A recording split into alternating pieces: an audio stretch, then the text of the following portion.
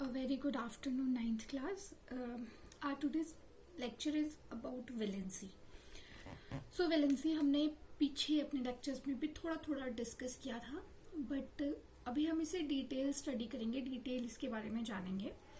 सो valency को discuss करने से पहले हम एक बार प्रीवियस लेक्चर को फिर से रिकॉल करते हैं, जिसमें हमने Bohr's model of an atom जो है वो स्टडी किया था. उसमें हमने देखा था कि जो बोहर है उन्होंने हमें बताया था कि जो इलेक्ट्रॉन्स हैं they are revolving around the nucleus in a particular orbit or in a particular subshells.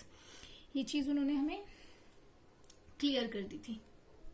So this kind of structure was given by Bohr कि if we are talking about sulfur or phosphorus or chlorine, ठीक है, तो इस तरह से उन्होंने जो है इसको एक्सप्लेन किया कि this is the center nucleus, इसके around there is a particular orbit और सबशेल जहाँ पे कि इलेक्ट्रॉन्स प्रेजेंट होंगे, और हम देख सकते हैं कि electrons are present in it. तो इस तरह का कुछ एक जो व्यू था वो हमें दिया था बोहर ने for the structure of an atom.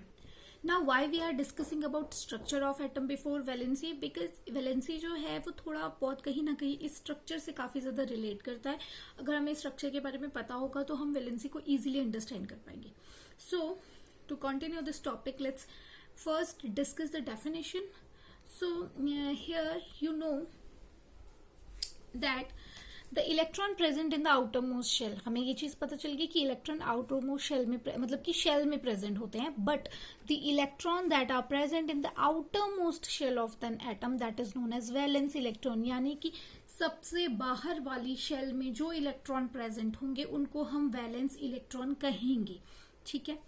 Now, if an atom or element having completely filled or almost filled, मतलब completely filled outer orbit, then उसकी जो chemical activity होगी वो कम होगी या फिर वो less reactive होगा. इसको हम एक चीज से अंडरस्टैंड करते हैं कि मानो अगर आपको भूख लगी है तो ही आप खाना खाओगे. अगर आप फुल्ली फिल्ड हो, आपने खाना पूरी तरह से खा लिया, तो आप बार बार नहीं खाओगे. सिमिलरली अगर इनके आउटर मोस्ट शेल जो है वो कम्प्लीटली फिल्ड हैं तो वो लोग इलेक्ट्रॉन लेंगे नहीं, ना ही वो देंगे, ना ही वो रिएक्ट करेंगे. अब अगर outer most shell completely filled है तो उसका रिएक्ट और रिएक्ट ना करने से क्या रिलेशन है वो भी स्टडी करेंगे. So the combining capacity of an atom और another element, the tendency of to react and form molecule with the atom of same or different element depends upon the availability of electrons in the outermost shell. Since इस जो para में हमें clear हुआ कि अगर उसका जो shell है, बाहरी शेल है, वो कम्प्लीटली फिल्ड है तो वो रिएक्ट क्यों नहीं करेगा, तो यहाँ पे हमें ये चीज पता चली कि अगर उसका outer most shell completely filled है तो वो रिएक्ट नहीं करेगा, क्योंकि जो भी इलेक्ट्रॉन या जो भी एटम्स या एलिमेंट्स जो हैं सेम एटम्स के साथ या डिफरेंट एलिमेंट्स के साथ जो रिएक्ट करते हैं, उनकी रिएक्टेंट वो उनके साथ किस तरह से रिएक्ट करेंगे, वो उनके साथ किस तरह से बॉन्ड शेयर करेंगे, वो सब किस पे डिपेंड करता है कि अवेबिलिटी ऑफ इलेक्ट्रॉन्स की, इलेक्ट्रॉन्स की अवेबिलिटी है या नहीं, यानी कि वहां पर स्पेस है और इलेक्ट्रॉन्स को ऑक्यूपाई करने का या नहीं. यानी कि अगर उसके आउटर मोस्ट शेल में जगह है इलेक्ट्रॉन्स की तो ही वो किसी अदर एटम से या एलिमेंट से इलेक्ट्रॉन्स लेगा और उसके साथ बॉन्ड बना लेगा. अगर उसके पास जगह नहीं है तो वो इलेक्ट्रॉन्स नहीं लेगा और वो बॉन्ड शेयरिंग बॉन्ड नहीं बनाएगा. तो ये कहने का मतलब है, और इसी से हमें पता चलता है कि अगर वो कंप्लीटली फिल्ड है तो उसकी एक्टिविटी या रिएक्टिविटी जीरो होगी, यानी उसकी कंबाइनिंग कैपेसिटी कम होगी, उसकी वैलेंसी जीरो होगी. पर अगर उसके पास जगह है और वो किसी और अदर एटम से, ठीक है, इलेक्ट्रॉन ले सकता है तो वो लेगा और फिर उस अदर एटम जिससे उसने इलेक्ट्रॉन्स लिए हैं उसके साथ वो बॉन्ड बना लेगा. Now the outer most shell which has 8 electrons are known as octet state, यानी कि अगर हमारे आउटर मोस्ट शेल में हमारे पास 8 इलेक्ट्रॉन्स हैं तो उस स्टेट को हम बोलते हैं ऑक्टेट स्टेट की. इसके पास ऑक्टेट कंप्लीट हो गया और ये स्टेबल स्टेट होती है. अगर आपके पास कोई एटम है जिसके आउटर मोस्ट शेल में आपके पास 8 इलेक्ट्रॉन्स हैं, यानी कि वो स्टेबल हो गया, अब इससे ज्यादा उसको नहीं चाहिए. समझ में आया? जैसे कि हमारी हर क्लास में ऐसा होता है कि एक पर्टिकुलर स्ट्रेंथ होती है बच्चों की, ठीक है, कि हमने छोटी क्लास में इतने बच्चे लेने हैं, बड़ी क्लास में इतने बच्चे लेने हैं. ऐसा नहीं होता कि इकट्ठे भरते जा रहे कमरे में जगह नहीं है बट हम घुसाते जा रहे हैं बच्चों को, ऐसा नहीं होता। तो सिमिलरली यहाँ पे भी वही होता है कि अगर उनके पास जगह है तो वो इलेक्ट्रॉन्स को लेंगे, अगर जगह नहीं है तो नहीं लेंगे।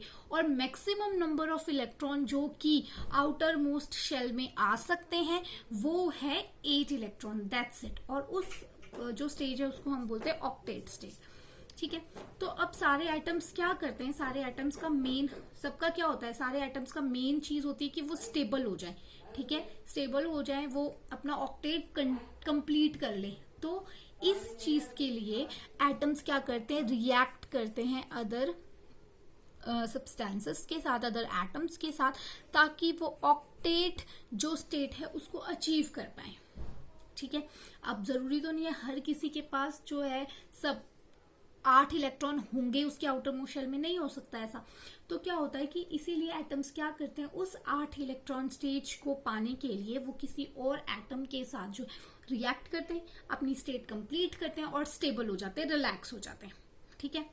अब ये 8 इलेक्ट्रॉन जो है वो कहाँ से लाएंगे, कोई तो प्रोसीजर होगा, कहीं से तो उन्हें लाना पड़ेगा। सो ये जो 8 इलेक्ट्रॉन होते हैं वो ला सकते हैं या उनको गेन कर सकते हैं, like they can share that, share मतलब दोनों उस चीज को रखेंगे, गेन कर सकते हैं यानी एक ने ले लिया, या फिर लूज कर सकते हैं या किसी ने किसी को दे दिया, अगर एक्स्ट्रा है तो दे दिया, एक्स्ट्रा नहीं है तो किसी से ले लिया। और अगर बिल्कुल पूरे पूरे हैं कि एक ही इलेक्ट्रॉन है, अगर इसके पास जाएगा तो 8 हो जाएगा, इसके पास जाएगा तो 8 हो जाएगा, तो वो शेयर कर लेते हैं उस चीज को कि तुम्हारा भी हो गया और मेरा भी हो गया।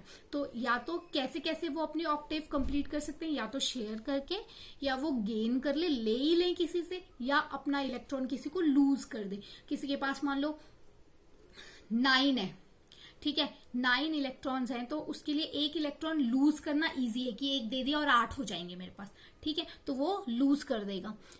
अगर किसी के पास 7 है, ठीक है, तो उसके पास ये इजी है कि वो एक इलेक्ट्रॉन किसी से ले लेगा और उसके ऑक्टेव कंप्लीट हो जाएंगे, तो वो एक इलेक्ट्रॉन किसी से गेन कर लेगा। और उसी तरह किसी के पास, अगर दोनों के पास 7 है, अब दोनों को एक एक ही चाहिए, तो एक इलेक्ट्रॉन वो दोनों शेयर कर लेंगे कि 8 इसके भी हो गए और 8 उसके भी हो गए। तो इस तरह से शेयरिंग, गेनिंग और लूजिंग ऑफ इलेक्ट्रॉन से ये लोग अपने ऑक्टेव जो है वो कंप्लीट करते हैं। और जब ये बॉन्ड फॉर्मेशन करते हैं यानी शेयरिंग, गेनिंग और लूजिंग ऑफ इलेक्ट्रॉन करते हैं, तो कितने इलेक्ट्रॉन उन्होंने शेयर किए, या फिर उन्होंने गेन किए, या फिर उन्होंने लूज किए, वो जो इलेक्ट्रॉन होते हैं उन्हें हम कहते हैं उनकी वैलेंसी। मान लो उसने 1 इलेक्ट्रॉन शेयर किया तो उस सब्सटेंस की वैलेंसी होगी 1। अगर उसने 2 इलेक्ट्रॉन शेयर किए, या 2 इलेक्ट्रॉन गेन किए, या 2 इलेक्ट्रॉन लूज कर दिए, तो उसकी वैलेंसी होगी 2। तो वैलेंसी क्या होती है, the number of electron they have shared, gained or lose, that is known as the valency of that particular atom or molecule. So hope आप लोगों को theoretical जो है वो समझ में आ गया होगा कि what I'm talking about. Let's take an example. Let's take an example of NaCl. ठीक है, NaCl की बात करते हैं। NaCl का अगर एटॉमिक नंबर हम देखें दैट इज 11, अगर क्लोरीन का देखें इट इज 17, ठीक है। अब हमने जो बोहर ने शेयरिंग ऑफ इलेक्ट्रॉन का बताया था, जिसमें रूल्स बताए थे कि किस तरह जो है ऑर्बिटल्स में इलेक्ट्रॉन्स अरेंज होते हैं, तो उस हिसाब से हम इनको अरेंज कर देते हैं, एटॉमिक नंबर के बेसिस पे अरेंज करते हैं। तो कौन कौन से शेल बताए थे, K, L, M, N shell. Similarly यहाँ पे भी होगा K, L, M और N शेल। नाउ हम कैसे अरेंज करते थे, 2, 8, 2 और 8 कितना हो गया 10। अब कितने इलेक्ट्रॉन बचे, सिर्फ एक ही बचा, यानी यहाँ पे 1 हो गया। सिमिलरली यहाँ करेंगे 2, 8 और यहाँ पे हमारे पास 7 इलेक्ट्रॉन्स बच गए, कर दिया। ये हो गई इनकी अरेंजमेंट, हमने बोहर की मॉडल के अकॉर्डिंगली इनको अरेंज कर दिया। अब आते ऑक्टेव रूल में। ऑक्टेव रूल कहता है कि किसी भी एटम या मॉलिक्यूल को स्टेबल होने के लिए उसके आउटर मोस्ट शेल, ये सबसे इनर है, ये उससे बाहर वाला और ये सबसे बाहर वाला, सिमिलरली ये अंदर वाला, ये बाहर वाला और ये सबसे बाहर वाला, ठीक है। तो ऑक्टेव रूल कहता है कि किसी भी सब्सटेंस को स्टेबल होने के लिए उसके आउटर मोस्ट शेल में कितने 8 इलेक्ट्रॉन्स होने चाहिए। नाउ हमारे पास ऑप्शन क्या थे, लूज कर सकते हैं, गेन कर सकते हैं या शेयर कर सकते हैं। नाउ अब हम बात करते हैं Na की। तो Na क्या करेगा, इसके पास 2 ऑप्शंस है, या तो ये क्या करे 7 इलेक्ट्रॉन किसी से ले ले और 8 कंप्लीट कर दे, यानी गेन कर ले 7 इलेक्ट्रॉन, या ये जो एक इलेक्ट्रॉन है इसको लूज कर दे। ठीक है, एक ऑप्शन ये इसके पास है। ये कौन सा ऑप्शन चूज करेगा? तो हम हमेशा सही ऑप्शन, सही यानी इजी ऑप्शन चूज करते हैं।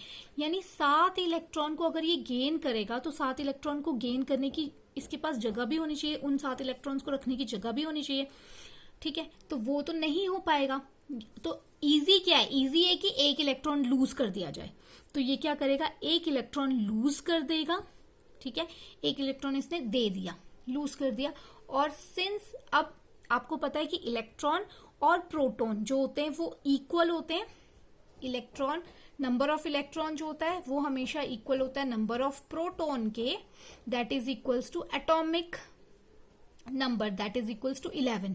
ठीक है, अब नंबर ऑफ इलेक्ट्रॉन 11 थे, प्रोटॉन भी 11 थे, बट क्या हुआ? हमने एक इलेक्ट्रॉन तो, सॉरी, प्रोटॉन भी 11 थे, हमने एक इलेक्ट्रॉन तो दे दिए, यानी नंबर ऑफ इलेक्ट्रॉन कितने रह गए? हमारे पास 10 रह गए। प्रोटॉन अभी भी 11 है, यानी कि प्रोटॉन का चार्ज इसके ऊपर आ जाएगा, यानी इसके ऊपर पॉजिटिव चार्ज आ जाएगा। ठीक है, अब इसने की जो एक इलेक्ट्रॉन लूज किया, ठीक है, ये कर दिया इसने लूज। नाउ अगर हम Cl की बात करें तो Cl की आउटर मोस्ट शेल में 7 इलेक्ट्रॉन्स हैं। नाउ इसके पास भी 2 ऑप्शन है, या तो ये सातों के सातों लूज कर दे और लूज करके इसके इस शेल में 8 इलेक्ट्रॉन हो जाएंगे, या तो ये सिर्फ एक इलेक्ट्रॉन जो है वो गेन कर ले और यहाँ पे 8 कंप्लीट कर ले। Now the easy task is to gain 1 electron. तो जो ये एक इलेक्ट्रॉन Na ने लूज किया, इसे ये गेन कर लेगा और यहाँ पे इसके 8 हो जाएंगे। ठीक है, 8 इलेक्ट्रॉन हो गए। अब इसमें क्या हो गया? एक इलेक्ट्रॉन ज्यादा हो गया, तो Cl के ऊपर आ जाएगा नेगेटिव चार्ज। सिंस Na का जो इलेक्ट्रॉन था वो Cl ने ले लिया, तो इन्होंने आपस में बॉन्ड बना दिया। अब इसके आउटर मोस्ट शेल में अगर हम देखें तो 8 इलेक्ट्रॉन पूरे हो चुके हैं, इसके आउटर मोस्ट शेल में देखें तो 8 इलेक्ट्रॉन पूरे हो चुके हैं। यानी ये NaCl जो कंपाउंड बना, it is a stable compound. ठीक है, तो इसी तरह बाय लूजिंग, गेनिंग और शेयरिंग ऑफ इलेक्ट्रॉन से जो सब्सटेंसेस हैं, एटम्स हैं, वो क्या करते हैं? स्टेबल कंपाउंड्स जो हैं वो बना लेते हैं। अब इसने क्या किया? इसने एक इलेक्ट्रॉन, 1 इलेक्ट्रॉन जो किया वो लूज किया और ऑक्टेट कंप्लीट कर लिया। सिमिलरली इसने एक इलेक्ट्रॉन गेन किया और ऑक्टेव कंप्लीट कर लिया, और साथ में इन्होंने एक बॉन्ड फॉर्मेशन करी और एक स्टेबल कंपाउंड बनाया। नाउ जो एक इलेक्ट्रॉन इसने लूज किया, जो एक इलेक्ट्रॉन इसने गेन किया, तो यानी कि number of electron that atom और जो सब्सटेंस है उसने गेन किया हो या लूज किया हो, उसको हम बोलते हैं वैलेंसी। यानी Na और Cl की वैलेंसी कितनी है? 1। यानी कि जितने नंबर ऑफ इलेक्ट्रॉन वो गेन या लूज या शेयर करते हैं एक बॉन्ड फॉर्म करने के लिए या फिर अपना ऑक्टेव कंप्लीट करने के लिए, उसको हम क्या कहते हैं? उसकी वैलेंसी कहते हैं। सो आई होप कि आप लोगों को समझ में आ गया हो एग्जाम्पल के थ्रू कि व्हाट इज अ वैलेंसी, किस तरह से जो एटम्स है वो कंबाइन करते हैं और अपना ऑक्टेव कंप्लीट करते हैं और स्टेबल हो जाते हैं। So this is all about today's lecture. So you have to solve the question answers of page number 52. Thank you.